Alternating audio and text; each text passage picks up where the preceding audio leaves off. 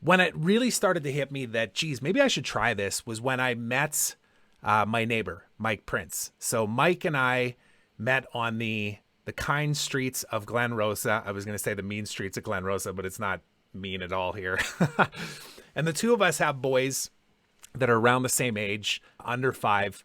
So we literally met on the street pushing double wide strollers like, hey, what's happening? What are you doing? Oh, you got kids. Oh, you got kids. Oh, why don't we go to the park?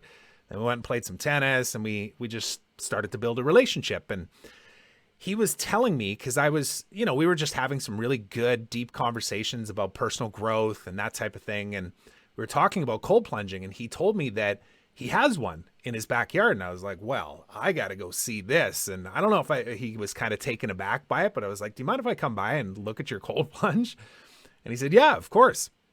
So I went over there, and I saw that he had essentially a horse trough in his backyard. And it wasn't very big. It was just big enough for him to submerge his body under the water. And I walked away from that experience thinking, well, I can do that. So I went down to the local horse supply store here, which there is one. It's actually not far from our house. It's called Buckerfield's. Shout out to Buckerfield's there. And I went into the place, and I asked the guy working there, I was like, you got any horse troughs? He's like, yeah. Over here, how many do you need? I was like, well, I only need one. I'm going to use it to cold plunge. He's like, I don't understand. What are you talking about, cold plunging?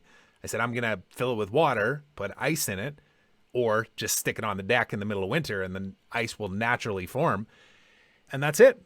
And same reaction, right? It's like, well, that sounds crazy, but here you go. Here's the horse trough, right? And it cost me about $150 to get that horse trough. And I plopped it up on the deck. And my wife thought I was nuts, and she didn't think I was going to do it, but that's when it started. And I filled that up. And I still remember the very first time. I've recorded myself going in the cold plunge every single time since I started on December 7th, 2021. And I just tallied all those up. I'm going to show some screenshots of it here on this podcast as well.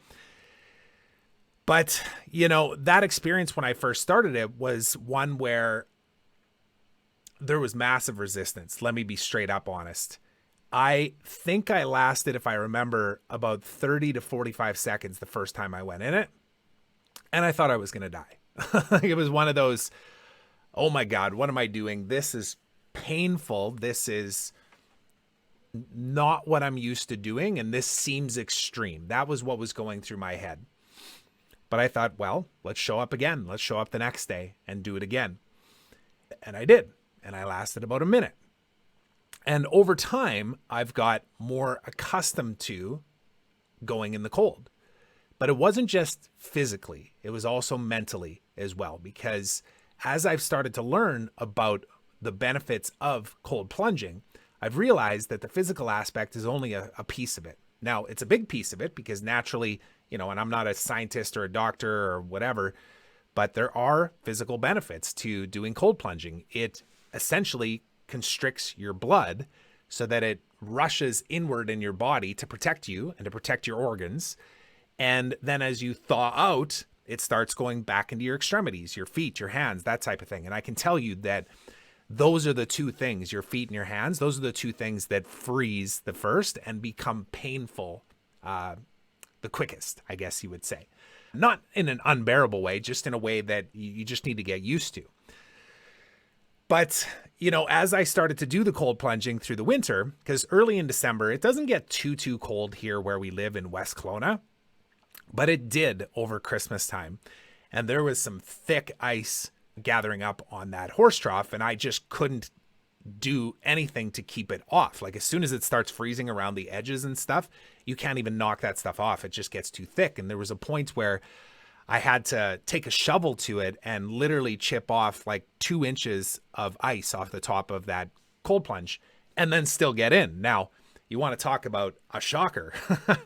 That is truly the shocker, right? When you can get that temperature of the water down to like 1 or 2 degrees, that's when you're really getting that shock effect. But I got smart and I went down to the local horse shop again and I got a de-icer.